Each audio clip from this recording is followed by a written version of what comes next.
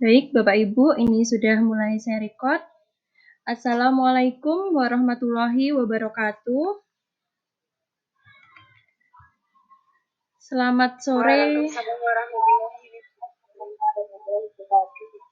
Selamat sore Bapak Ibu semuanya yang berbahagia. Sebelumnya saya ucapkan terima kasih karena pada kesempatan sore hari ini sudah meluangkan waktunya untuk bergabung dalam kegiatan hari ini. Semoga di sore yang agak mendung ini kita semuanya senantiasa diberikan kesehatan dan juga dalam kondisi yang berbahagia semua ya Bapak Ibu semuanya. Nah, baiklah Bapak Ibu, memasuki acara ini, marilah kita mulai kegiatan hari ini dengan berdoa terlebih dahulu. Berdoa mulai.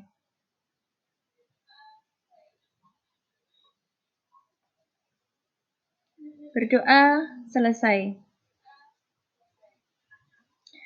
Bapak Ibu semuanya, untuk kegiatan sore hari ini, rangkaian acaranya sebagai berikut. Yang pertama, nanti pemaparan materi dari saya sendiri yang terkait dengan budaya positif. Kemudian yang kedua adalah pemberian umpan balik dari Bapak Ibu guru yang hadir di sini. Dan yang ketiga nanti adalah penutup serta doa. Kemudian yang terakhir adalah foto bersama. Nah, nanti di sesi foto bersama ini saya harapkan Bapak Ibu semuanya bisa open kamera ya. Baiklah Bapak Ibu, saya izin share screen.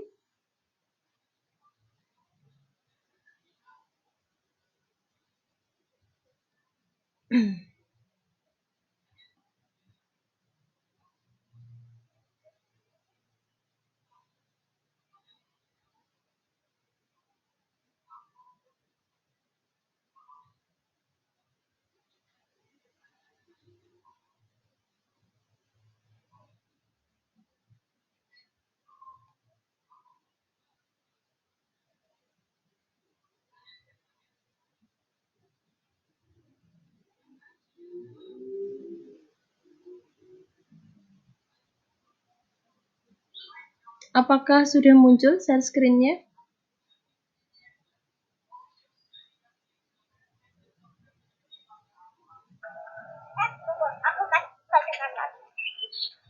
Masih loading, Bu. Oh iya.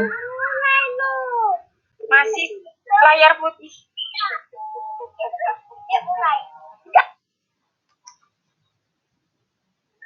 Baik, sebentar. Ini sepertinya sinyalnya sedang melambat.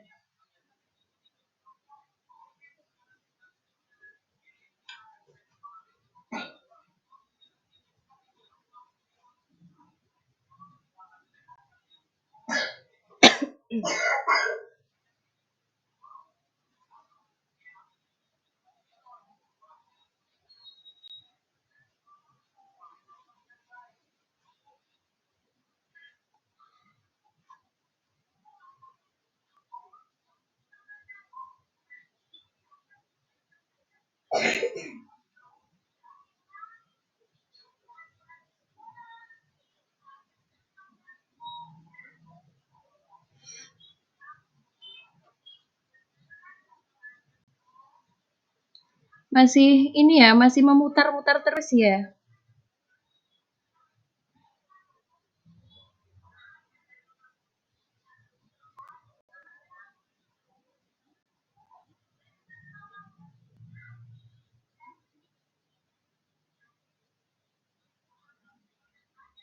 Iya, Bu.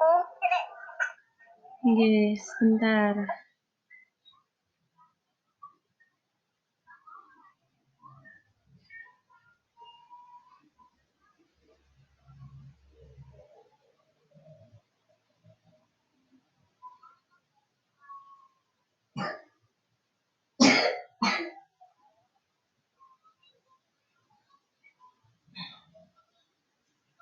Nah, jadi materi pertama hari ini yaitu tentang budaya positif.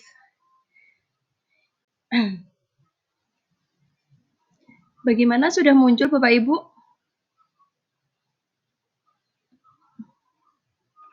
Sudah. Sudah, Bu.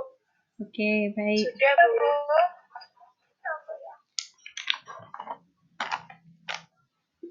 Nah, di sini yang akan saya sampaikan yang pertama yaitu terkait dengan disiplin positif. Disiplin dimaknai menjadi sesuatu yang dilakukan seseorang pada orang lain untuk mendapatkan kepatuhan. Kata disiplin cenderung dihubungkan dengan ketidaknyamanan. Untuk mencapai kemerdekaan dalam konteks pendidikan saat ini. Untuk menciptakan murid yang merdeka, syarat utamanya harus ada disiplin yang kuat. Namun, jika kita tidak memiliki motivasi internal, maka kita memerlukan orang lain untuk bisa mendisiplinkan kita, atau yang lebih dikenal dengan motivasi eksternal. Jadi kalau motivasi eksternal itu datangnya dari orang lain, sedangkan motivasi internal itu datangnya dari kita sendiri. Seseorang yang memiliki disiplin pada dirinya, berarti mereka bisa bertanggung jawab terhadap apa yang dilakukannya. Karena mereka mendasarkan tindakan mereka pada nilai-nilai kebajikan. Nah, nilai-nilai kebajikan yang diyakini itu yang seperti apa? Nilai kebajikan yang ingin dicapai oleh setiap anak Indonesia, yaitu biasanya lebih dikenal dengan profil pelajar Pancasila. Inilah yang nantinya akan bisa mewujudkan disiplin positif di sekolah kita. Tujuan mulia dari penerapan disiplin positif ini adalah agar terbentuk murid-murid yang berkarakter, berdisiplin, santun, jujur, peduli, bertanggung jawab, dan merupakan pembelajar sepanjang hayat sesuai dengan standar kompetensi lulusan yang diharapkan.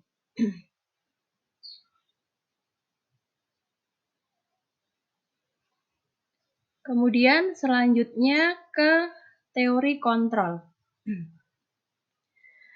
Dalam membangun budaya yang positif, warga sekolah perlu berkolaborasi menyediakan lingkungan yang positif, aman, dan nyaman agar murid-murid mampu berpikir, bertindak, dan mencipta dengan merdeka, mandiri, dan bertanggung jawab. Strategi disiplin yang diterapkan dalam sekolah perlu diperbaiki. Biasanya disiplin ini dikaitkan dengan kontrol. Dalam hal ini, kontrol guru dalam menghadapi murid. Menurut Dr. William Glasser dalam kontrol teori, beliau ini meluruskan beberapa miskonsepsi tentang kontrol. Antara lain sebagai berikut. Ilusi guru mengontrol murid. Kita itu sejatinya sebagai guru tidak bisa memaksa murid kita untuk berbuat sesuatu jikalau murid tersebut memilih untuk tidak melakukannya. Kemudian, ilusi bahwa semua penguatan positif, efektif, dan bermanfaat. Dalam jangka waktu tertentu, kemungkinan murid tersebut akan menyadarinya dan mencoba untuk menolak bujukan kita, atau bisa jadi murid tersebut menjadi tergantung pada pendapat sang guru untuk berusaha. Yang selanjutnya yaitu ilusi bahwa kritik dan membuat orang merasa bersalah dapat menguatkan karakter. Menggunakan kritik dan rasa bersalah untuk mengontrol murid menuju pada identitas gagal. Kemudian yang keempat yaitu ilusi bahwa orang dewasa itu memiliki hak untuk memaksa. Banyak orang dewasa yang percaya bahwa mereka memiliki tanggung jawab untuk membuat murid-muridnya berbuat hal-hal tertentu. Pada saat itu pula, orang dewasa akan menyadari bahwa perilaku memaksa tidak akan efektif untuk jangka waktu panjang, dan sebuah hubungan permusuhan justru akan terbentuk dari sini. Kemudian yang selanjutnya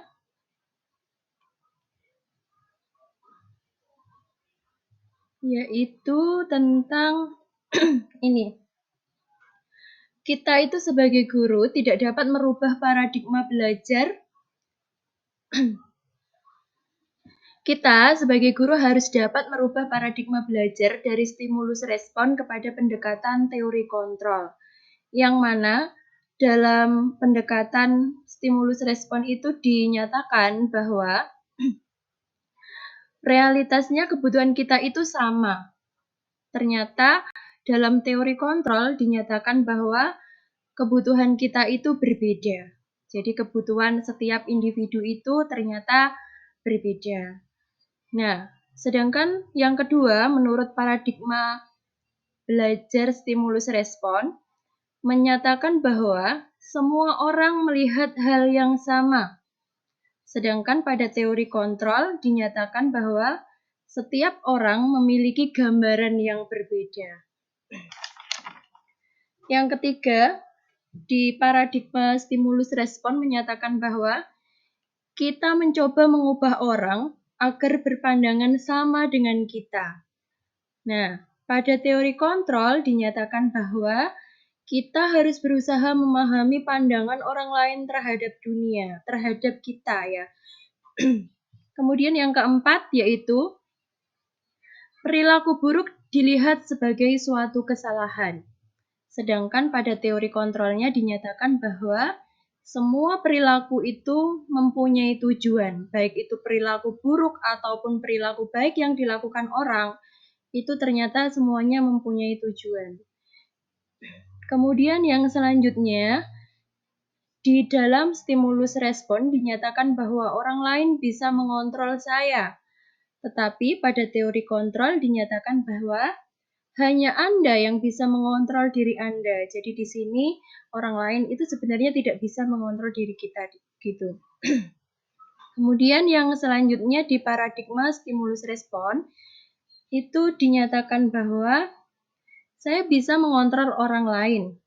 Nah, sedangkan pada teori kontrol dinyatakan bahwa Anda tidak bisa mengontrol orang lain. Kemudian selanjutnya yaitu model berpikir menang dan kalah. Pada teori kontrol dinyatakan bahwa model berpikirnya yaitu menang.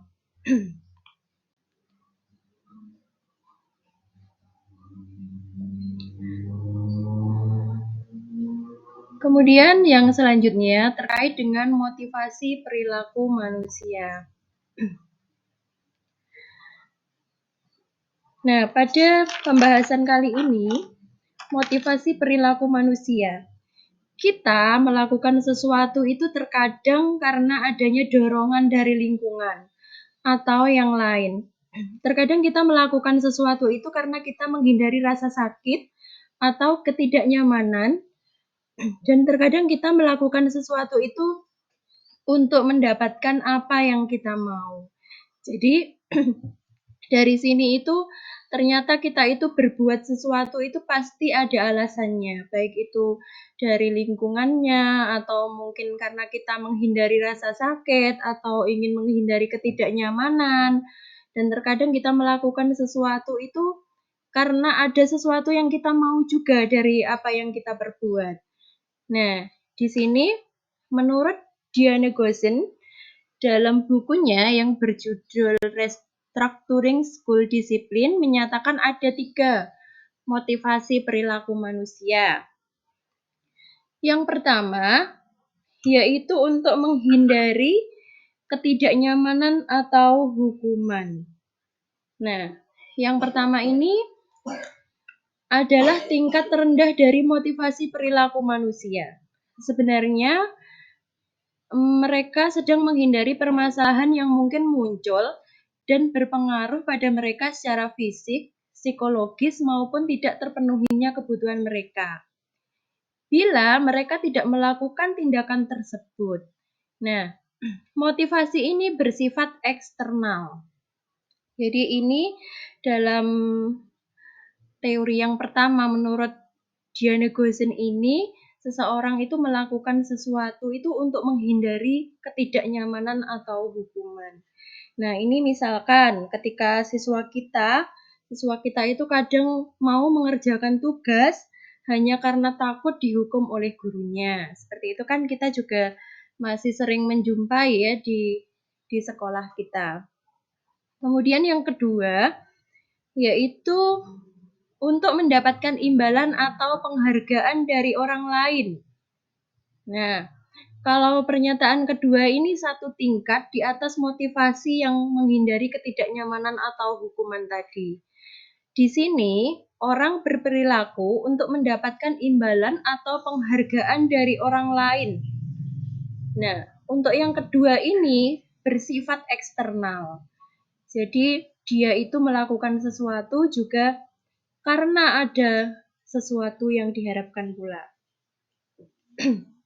Misalkan, siswa mau melakukan sesuatu atau mengerjakan tugas apabila kita memberikannya memberikan hadiah atau mungkin stiker dan lain-lain.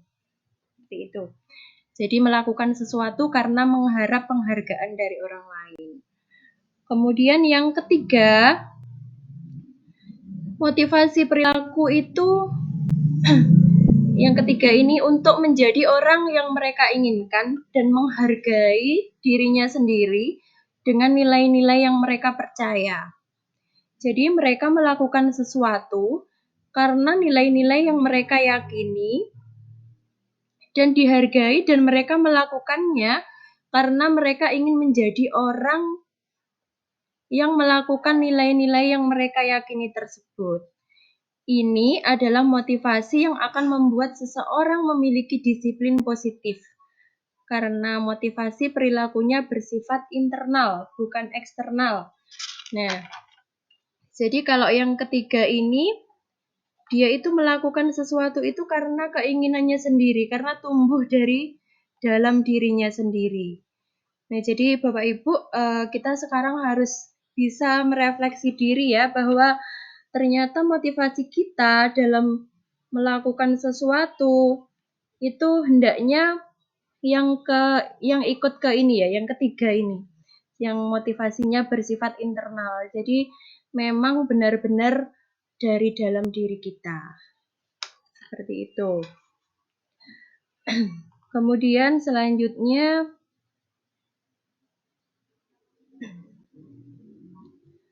tentang hukuman dan penghargaan.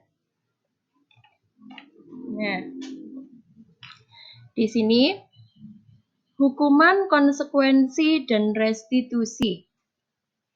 Dalam menjalankan peraturan ataupun keyakinan kelas atau keyakinan sekolah, bila mana ada suatu pelanggaran, tentunya sesuatu harus terjadi. Untuk itu, kita perlu meninjau ulang tindakan penegakan peraturan atau keyakinan kelas yang selama ini sudah kita buat. Tindakan terhadap suatu pelanggaran pada umumnya berbentuk hukuman atau konsekuensi. Padahal ada proses yang lebih sesuai untuk program disiplin positif, yaitu yang dinamakan dengan restitusi. Nah, di sini hukuman. Sebenarnya apa sih hukuman itu? Hukuman itu bersifat tidak terencana atau tiba-tiba. Anak atau murid itu tidak tahu apa yang akan terjadi dan tidak dilibatkan.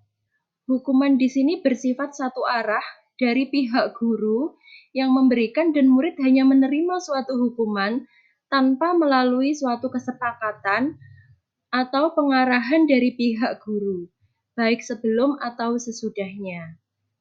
Hukuman yang diberikan bisa berupa fisik maupun psikis. Murid atau anak disakiti oleh suatu perbuatan atau kata-kata. Nah, jadi kalau hukuman itu sifatnya langsung dari gurunya tanpa siswa itu tahu lebih dulu. Misalkan mereka tidak memakai topi, kemudian pada waktu upacara ya, kemudian kita menghukum mereka untuk mencabut rumput seperti itu. Nah, itu kan sebelumnya belum disepakati antara siswa dan guru, tetapi guru langsung memberikan hukuman kepada siswa. Itu yang disebut hukuman. Kemudian selanjutnya, disiplin dalam bentuk konsekuensi.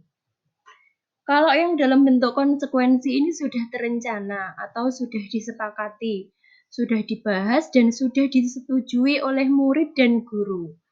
Umumnya, bentuk-bentuk konsekuensi ini dibuat oleh pihak guru dan murid, dan mereka itu sudah mengetahui sebelumnya konsekuensi yang akan diterima bila ada pelanggaran. Pada konsekuensi, murid tetap dibuat tidak nyaman untuk jangka waktu pendek. Nah, konsekuensi ini biasanya diberikan berdasarkan suatu data yang umumnya dapat diukur. Misalnya, setelah 3 kali tugasnya tidak diselesaikan dalam batas waktu yang diberikan, maka murid melakukan kegiatan di luar kegiatan pembelajaran. Misalnya mengobrol, maka murid tersebut akan kehilangan waktu bermain dan harus menyelesaikan tugas karena ketertinggalannya. Peraturan dan konsekuensi yang mengikuti ini sudah diketahui sebelumnya oleh murid. Sikap guru di sini senantiasa memonitor murid. Nah, kalau konsekuensi ini berbeda dengan hukuman tadi. Kalau hukuman tadi kan siswa tidak tahu. Sedangkan kalau konsekuensi ini sudah ada kesepakatan sebelumnya antara siswa dan guru. Misalkan lagi satu contohnya untuk konsekuensi itu seperti ini. Ketika siswa datang terlambat, maka konsekuensinya nanti pulangnya ditambah sesuai jam keterlambatan. Misalkan dia terlambat 15 menit, maka nanti pulangnya juga ditambah 15 menit lebih dari teman-temannya, seperti itu. Nah, itu untuk konsekuensi. Kemudian yang ketiga adalah restitusi. Nah, sebenarnya apa sih restitusi itu? Restitusi adalah proses menciptakan kondisi bagi murid untuk memperbaiki kesalahan mereka, sehingga mereka bisa kembali pada kelompok mereka dengan karakter yang lebih kuat. Restitusi juga merupakan proses kolaboratif yang mengajarkan murid untuk mencari solusi untuk masalah mereka dan membantu murid berpikir tentang orang seperti apa yang mereka inginkan dan bagaimana mereka harus memperlakukan orang lain. Nah, jadi ini kalau restitusi ini berbeda lagi dengan hukuman dan konsekuensi. Nah, melalui pendekatan restitusi, ketika murid berbuat salah, guru akan mendekati dan menanggapinya, serta mengajak murid berefleksi tentang apa yang dapat mereka lakukan untuk memperbaiki kesalahan mereka, sehingga mereka menjadi pribadi yang lebih baik dan menghargai dirinya. Pendekatan restitusi tidak hanya menguntungkan korban, tetapi juga menguntungkan orang yang telah berbuat salah. Jadi kalau di restitusi itu, di sini itu tidak ada yang disalahkan. Semuanya sama-sama dikuatkan. Baik yang salah maupun yang benar.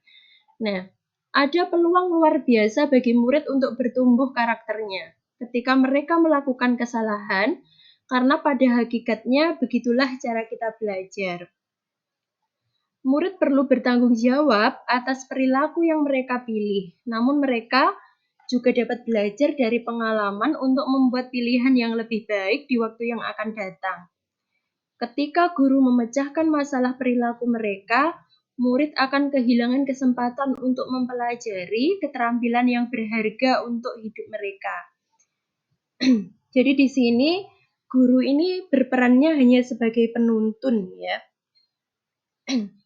Tidak boleh memberikan solusi, tetapi nanti murid sendiri yang akan menemukan solusi dari masalah yang akan dihadapi, masalah yang telah mereka hadapi. Ciri-ciri restitusi yang membedakan dengan program disiplin lainnya yaitu restitusi itu bukan untuk menebus kesalahan, namun untuk belajar dari kesalahan. Kemudian yang kedua, restitusi itu bisa memperbaiki hubungan. Yang ketiga, Restitusi adalah tawaran, bukan paksaan. Dan yang keempat, restitusi menuntun untuk melihat ke dalam diri. Nah, di sini untuk restitusi itu memperbaiki hubungan. Jadi di sini baik siswa yang benar maupun yang salah di sini tidak ada yang dirugikan. Seperti tadi yang sudah saya sampaikan, mereka semuanya sama-sama dikuatkan, tidak ada yang disalahkan. Kemudian untuk restitusi adalah tawaran, bukan paksaan. Nah, kita sebagai guru di sini hanya memberikan tawaran pada siswa dan nanti yang memutuskan untuk menggunakan tawaran itu adalah siswa sendiri. Kemudian yang selanjutnya, restitusi itu menuntun untuk melihat ke dalam diri.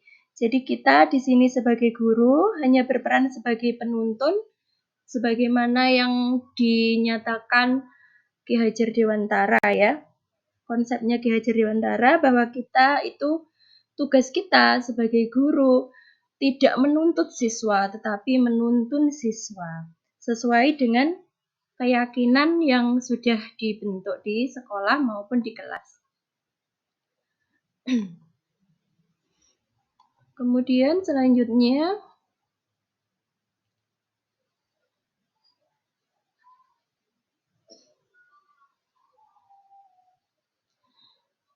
tentang dihukum oleh penghargaan. Nah, ini juga sangat penting untuk kita ketahui ya Bapak Ibu guru tentang dihukum oleh penghargaan. Ini seperti apa?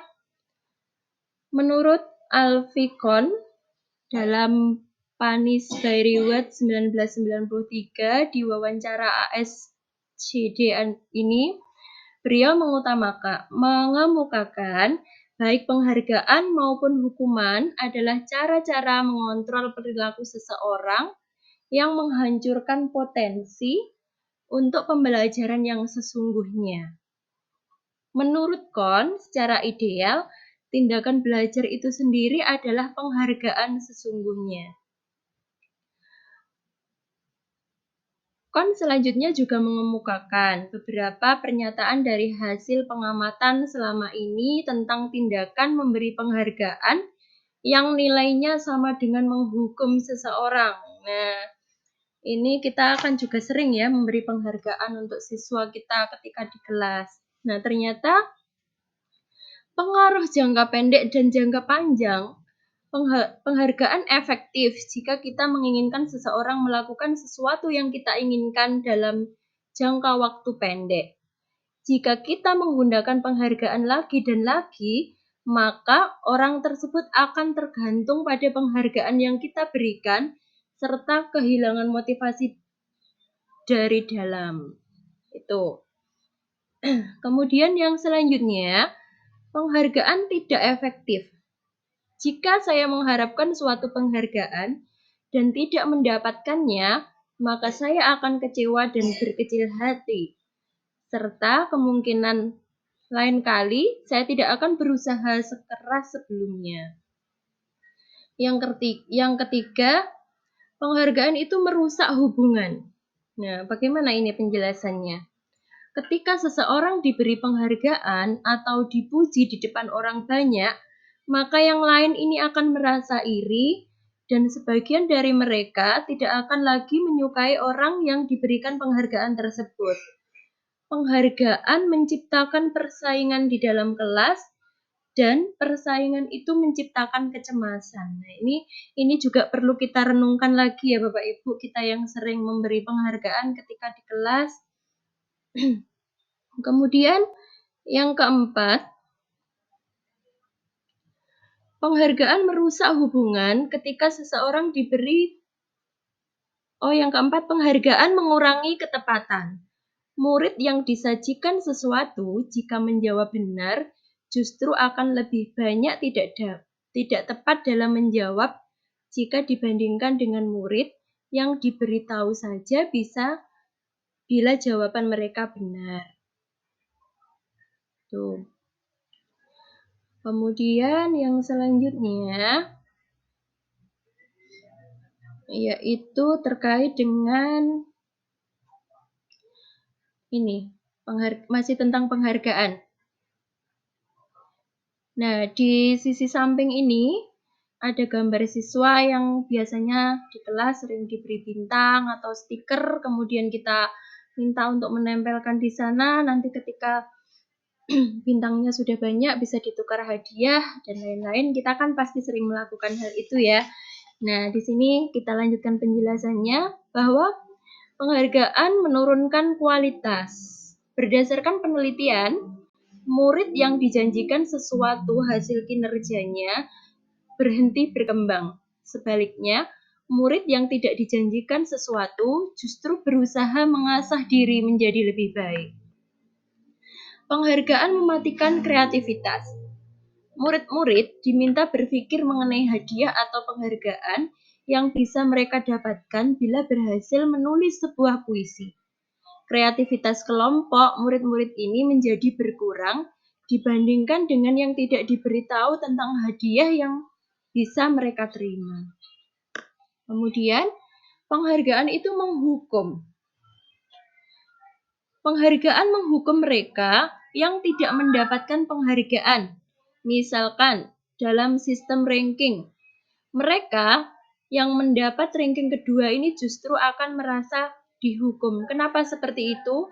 Karena nanti yang ranking kedua ini pasti akan dia akan merasa, kenapa ya saya kok tidak ranking pertama. Nah, akhirnya dia ini akan merasa terhukum. Seperti itu.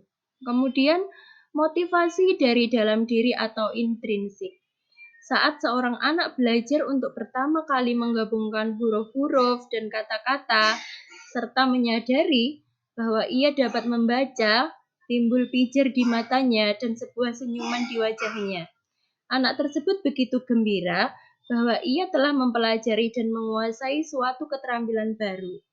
Kesadaran akan kemampuannya bahwa dia sudah dapat membaca sesungguhnya merupakan sebuah penghargaan. Nah, ini kalau motivasinya itu motivasi dari dalam diri atau motivasi intrinsik tadi.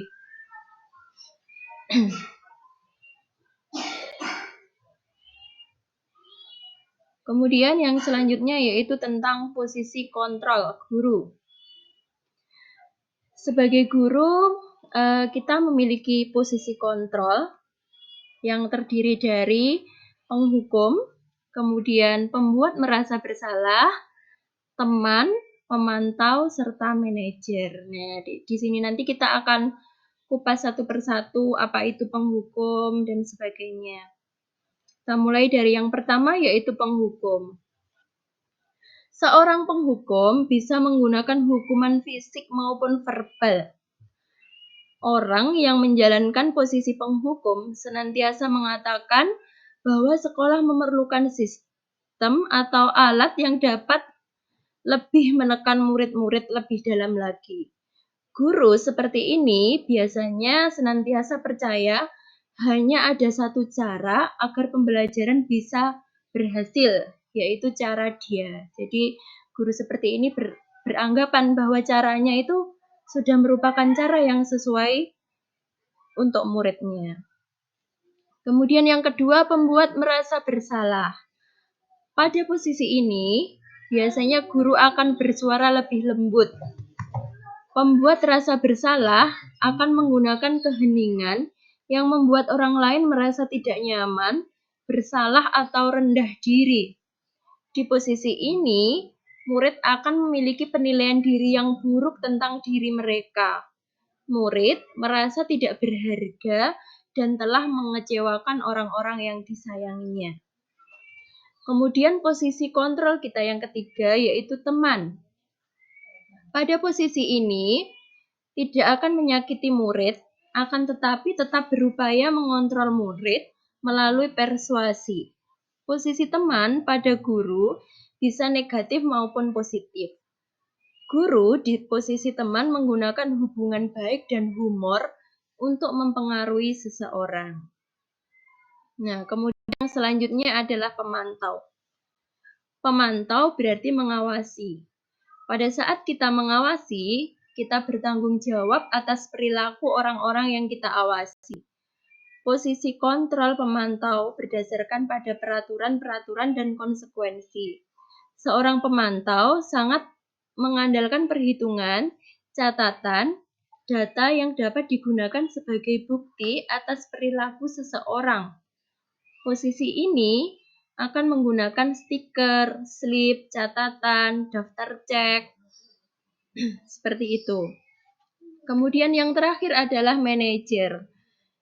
Posisi ini di mana guru berbuat sesuatu bersama murid, kemudian mempersilahkan muridnya mempertanggungjawabkan perilakunya, serta mendukung murid agar dapat menemukan solusi atas permasalahannya sendiri.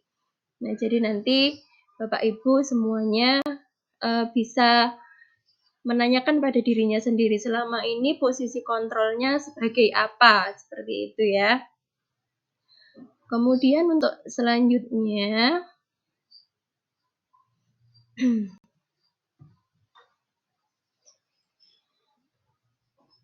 tentang 5 dasar kebutuhan manusia. Jadi kebutuhan manusia itu yang pertama adalah kebutuhan untuk bertahan hidup. Kebutuhan ini bersifat fisiologis untuk bertahan hidup, misalnya kesehatan, rumah, serta makanan. Yang kedua adalah kasih sayang dan rasa diterima, atau kebutuhan untuk diterima. Kebutuhan untuk disayangi dan diterima meliputi kebutuhan akan hubungan dan koneksi sosial, hubungan untuk memberi dan menerima kasih sayang, dan kebutuhan untuk merasa menjadi bagian dari suatu kelompok. Kemudian yang ketiga yaitu kebutuhan penguasaan atau pengakuan atas kemampuan. Kebutuhan ini berhubungan dengan kekuatan untuk mencapai sesuatu, menjadi kompeten, menjadi terampil, diakui atas prestasi dan keterampilan kita, didengar dan memiliki rasa harga diri. Kemudian yang keempat yaitu kebebasan atau kebutuhan akan pilihan, yaitu kebutuhan akan kemandirian, otonomi, memiliki pilihan, dan mampu mengendalikan arah hidup seseorang. Dan yang terakhir, 5 kebutuhan dasar manusia itu adalah kebutuhan kesenangan, kebutuhan untuk merasa senang. Jadi di sini kebutuhan untuk mencari kesenangan, untuk bermain, untuk tertawa, nah itu tergolong dalam kebutuhan kesenangan ini.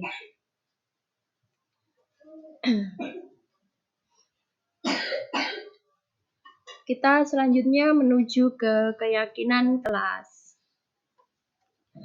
Apa sebenarnya keyakinan kelas?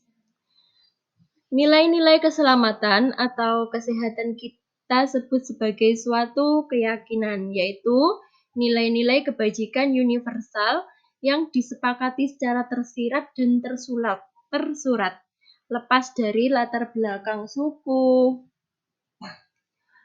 negara, bahasa, maupun agama. Tahapan menciptakan program kebajikan. Yang pertama, kita lihat daftar kebajikan yang telah disusun bersama. Kemudian yang kedua, tentukan nilai-nilai kebajikan yang ingin dijadikan perhatian utama di sekolah Anda. Curahkan pendapat dalam kelompok. Kemudian selanjutnya, sempurnakan beberapa daftar nilai-nilai kebajikan yang utama. Bahas kembali dalam kelompok utama. Kemudian, buatlah poster atau muat di media sosial tentang keyakinan sekolah atau keyakinan kelas Anda. Selanjutnya, pembentukan keyakinan kelas atau keyakinan sekolah. Keyakinan kelas bersifat lebih abstrak daripada peraturan yang lebih rinci dan konkret. Keyakinan kelas berupa pernyataan-pernyataan universal. Kemudian, pernyataan keyakinan kelas senantiasa dibuat dalam bentuk positif.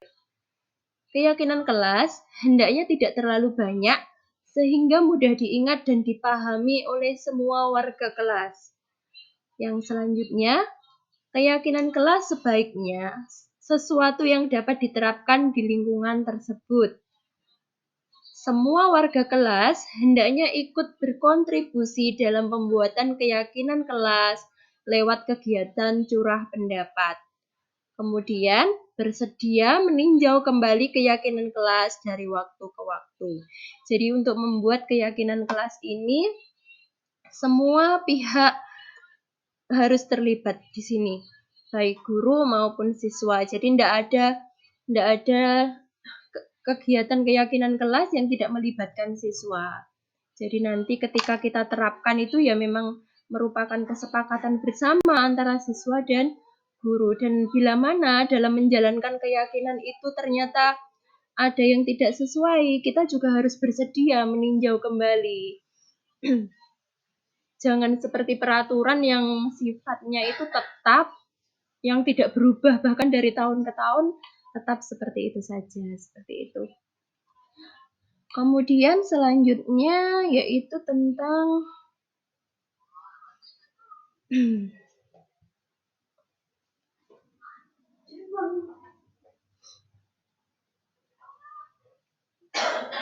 segitiga restitusi. Nah, seperti ini. Bapak Ibu, gambaran dari segitiga restitusi. Jadi berbentuk segitiga yang mana di dasarnya ini adalah menstabilkan identitas. Nah, bagian dasar dari segitiga restitusi ini bertujuan untuk mengubah identitas anak dari orang yang gagal karena melakukan kesalahan sehingga menjadi orang yang sukses. Anak yang melanggar peraturan karena sedang mencari perhatian adalah anak yang sedang mengalami kegagalan.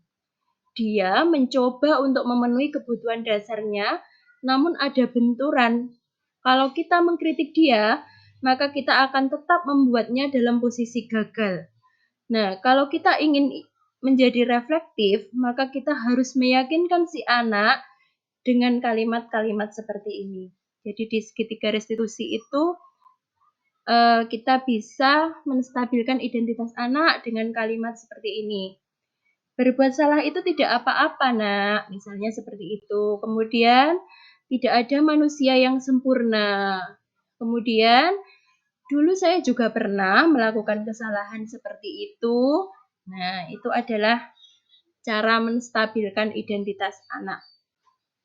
Kemudian yang kedua, itu adalah validasi tindakan yang salah. Jadi, setiap tindakan kita dilakukan dengan suatu tujuan, yaitu memenuhi kebutuhan dasar. Yang tadi saya sampaikan di depan, kebutuhan dasar itu ada 5. Jadi ternyata apa yang kita lakukan itu pasti tujuannya untuk memenuhi kebutuhan dasar itu.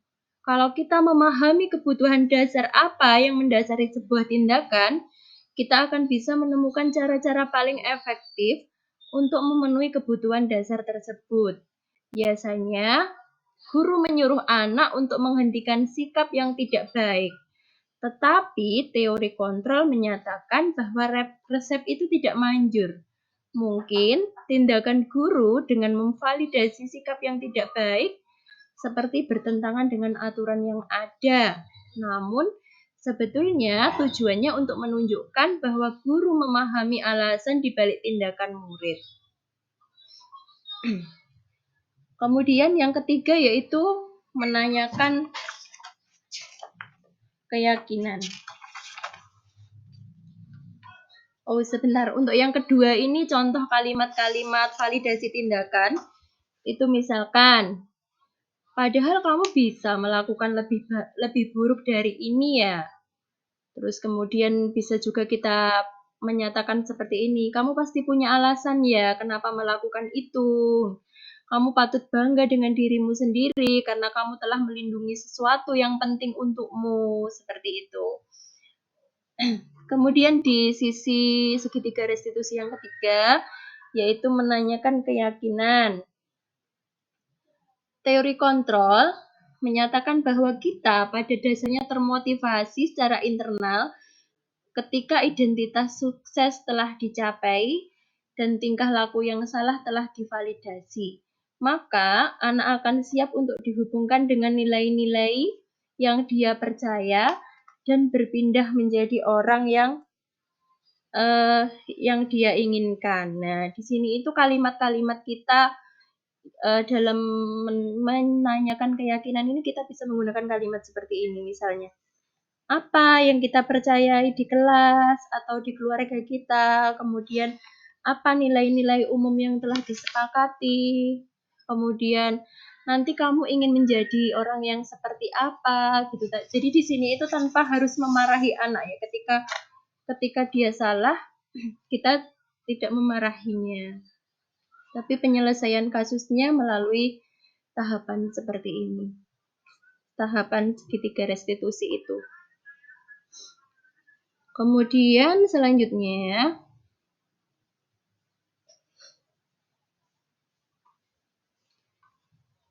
nah ini saya berbagi pengalaman ketika menyelesaikan sebuah kasus yang terjadi di kelas saya kemarin, beberapa waktu yang lalu, yaitu kasusnya dia itu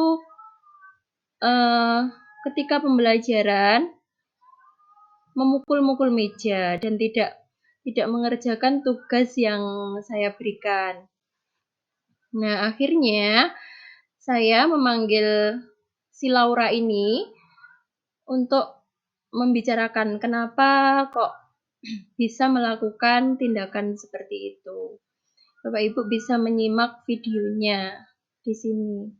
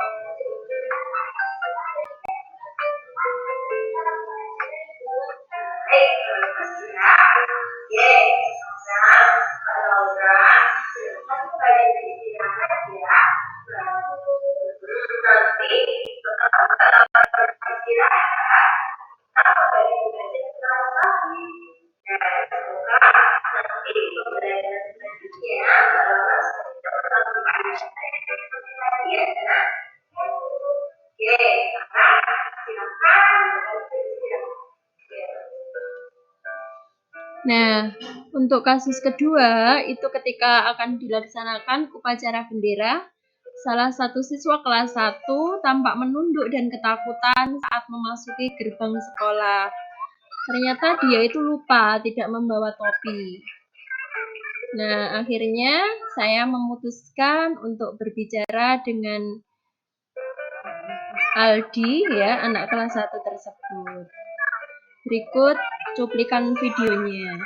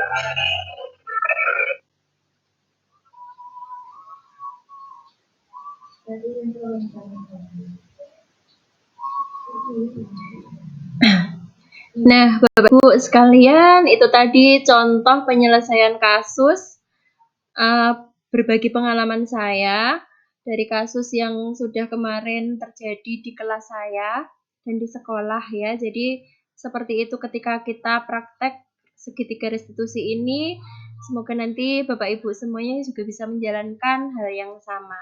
Nah, dari kegiatan ini tadi hal menarik dan di luar dugaan, yaitu yang saya temukan adalah setelah memahami materi ini adalah tentang konsekuensi dan penghargaan. Sebelumnya saya berpikir bahwa konsekuensi dan penghargaan adalah bentuk yang paling ideal yang dapat saya terapkan di kelas maupun di sekolah untuk menegakkan disiplin positif. Namun ternyata masih banyak kekurangan dari sebuah konsekuensi.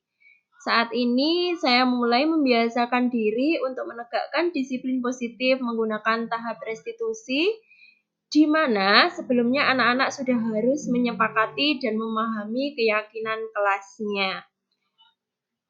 Sungguh di luar dugaan saya bahwa memberikan penghargaan nilainya sama dengan menghukum seseorang. Pengaruh jangka pendek maupun jangka panjangnya juga membuat saya tertegun dan akan berpikir ulang untuk menggunakannya kembali di kelas. Penghargaan ternyata juga mampu merusak hubungan dan mematikan kreativitas murid. Padahal saya adalah salah satu guru yang selama ini cukup sering memberikan penghargaan untuk siswa saya ketika di kelas. Jadi, dengan bekal pengetahuan dari modul ini, saya dapat memperbaiki cara saya mengajar di kelas. Harapannya nanti Bapak Ibu semuanya yang tergabung di sini juga bisa melakukan hal yang sama. Kemudian, selanjutnya,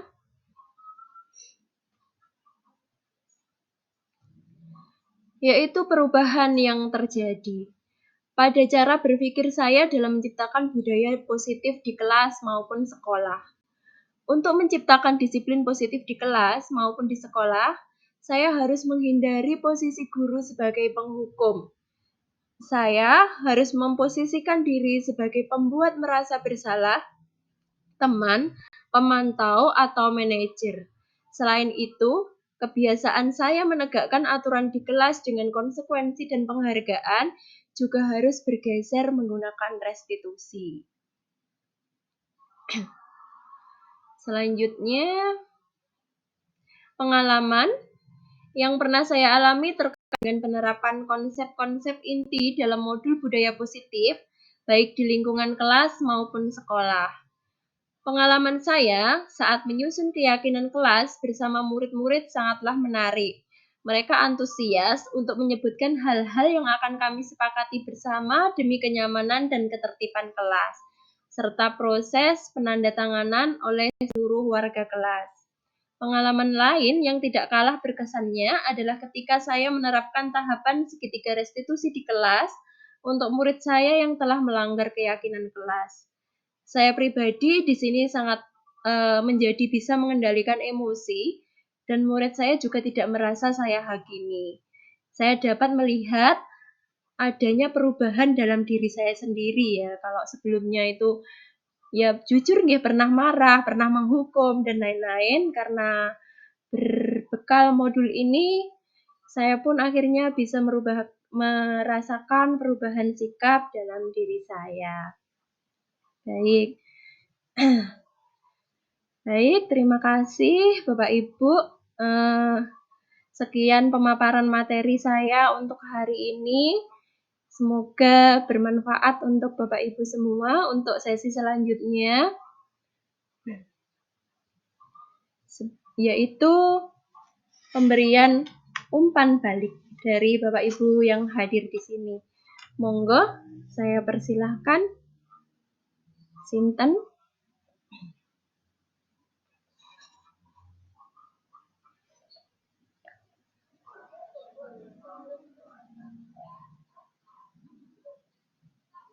Bu Ayu ya? Nggih.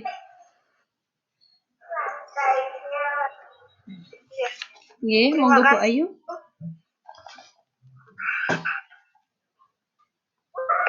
Baiklah, pemaparan yang sungguh luar biasa sekali yang Putri sampaikan membuat saya sadar bahwa kita harus banyak memperbaiki dari dulunya membuat konsekuensi mulai beralih pada keyakinan kelas.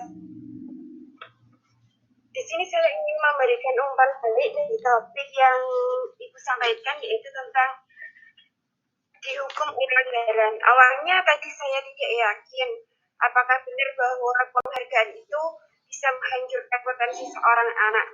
Namun setelah saya berpikir dan saya mengingat kembali dengan kejadian yang di kelas beberapa waktu yang lalu, ternyata memang benar bahwa penghargaan itu dapat merusak hubungan seorang anak dengan teman-temannya. Karena saya sendiri pernah mengalaminya, di mana saya pernah memberikan reward kepada salah satu murid saya yang cepat saat mengerjakan tugas dari saya. Saya pikir akan banyak anak yang termotivasi setelah saya memberikan satu murid saya ini. Tapi nyatanya tidak, justru teman-temannya itu masih iri kepada teman yang tadinya saya kasih reward itu, sehingga teman-teman yang lain itu juga ingin mendapatkan reward, tapi mereka justru menggunakan cara yang salah. sehingga terciptalah persaingan yang tidak sehat. Mungkin itu umpan balik dari saya. Bukti, semoga ke depan kita menjadi seorang mendidik yang lebih Baik, terima kasih Bu Ayu atas umpan balik yang diberikan. Semoga nanti ke depannya kita menjadi lebih baik ya, Bu. Oke, untuk selanjutnya masih ada Bapak Ibu yang ingin memberikan umpan balik? Monggo. Saya Bukti. Oh, nggih, monggo. Bu Kianu. Nggih, saya Bukti. Nggih. Iya, baik, terima kasih. Pemaparan materi dari Bu Bukti sungguh memang benar. Kata Bu Ayu luar biasa sekali. Tadi saya tertarik dengan materi tentang posisi kontrol guru, Bu. Mungkin sama ya dengan pengalamannya Bu Bukti, Bu Ayu, dan yang lainnya. Dan saya yakin semua guru itu pernah berada dalam posisi sebagai penghukum.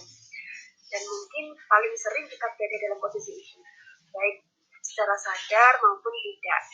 Selanjutnya, untuk ketika kita berada dalam posisi penghukum, itu mungkin kita gimana ya, niatnya baik untuk meluruskan anak itu, namun memang kadang kita terlalu berlebihan gitu. Nah, kemudian yang kedua tentang posisi sebagai teman.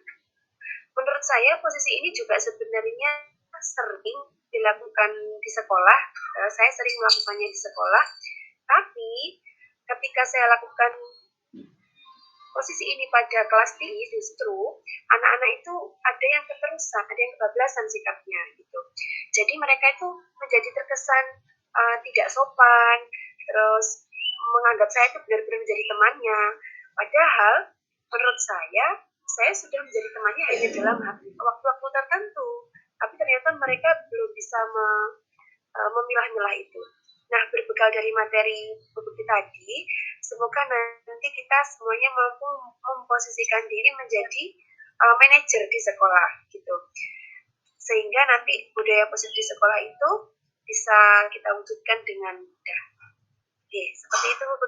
Terima kasih. Baik, terima kasih Bu Betty, luar biasa sekali umpan baliknya. Nah, saya sendiri ya seperti itu Bu, pernah melakukan yang namanya menghukum siswa, kemudian akhirnya setelah belajar tentang modul ini, di sini akhirnya juga bergeser dari yang semula jadi penghukum, kemudian menerapkan konsekuensi logis. Nah, akhirnya ternyata kita memang harus bergeser kembali ke restitusi ya, penerapan restitusi. Nah, baik Bapak Ibu semuanya, nanti apabila sekiranya masih ada yang kurang dimengerti dalam pemaparan hari ini, bisa dilanjutkan untuk saling bertukar pengalaman melalui via WA atau yang lain, seperti itu. Baik Bapak Ibu guru semuanya, saya ucapkan terima kasih karena waktunya sudah habis. Saya akhiri kegiatan hari ini. Semoga melalui kegiatan ini kita semuanya mendapatkan manfaat dan nanti kita semuanya tentunya harapannya ke depan bisa bergerak menciptakan budaya positif yang dimulai dari kelas kita masing-masing, Bapak Ibu. Nah, marilah kita tutup acara hari ini dengan berdoa bersama. Berdoa dimulai. Berdoa selesai. Nah, Bapak Ibu sebelumnya jika tidak mengalami kendala sinyal, mohon open kameranya sebentar. Kita foto bersama, nggih.